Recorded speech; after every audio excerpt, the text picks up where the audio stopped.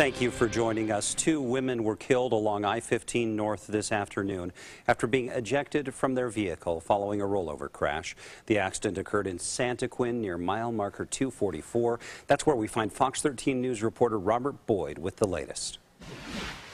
Well, Max, earlier today, UHP did release the names of those 2 women killed earlier today right here at exit 244 on I-15 North. The driver, 21-year-old Sabrina Rasmussen of Springville, and the woman in the passenger seat is being identified as 25-year-old Diana Manzo of Mapleton.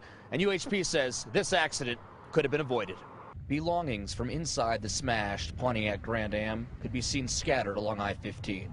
It was just after 3 o'clock Saturday afternoon when the crash occurred.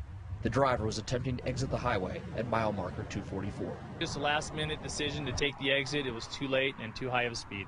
The car ended up going through the grass, separating the off-ramp from the highway.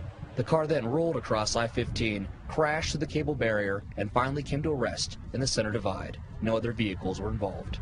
During this accident, we had 2 people that were ejected out of the vehicle, a 21-year-old female and I believe a 26-year-old female. Both of the females are confirmed fatalities today. Also inside the car, sitting in the back seat, was a 17-year-old boy. He was transported to the hospital with injuries and is expected to survive.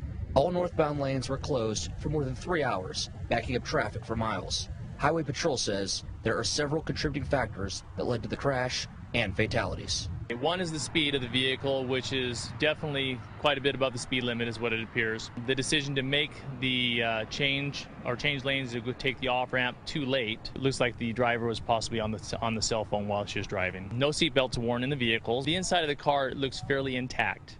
If they would have had their seatbelts on, I think they had a very substantial possibility of surviving this incident today. As for that 17-year-old boy who was transported to the hospital, we're being told that his injuries are minor, and keep in mind he was the only person in the vehicle to be wearing a seatbelt. In SANTAQUIN, Robert Boyd, Fox 13 News, Utah.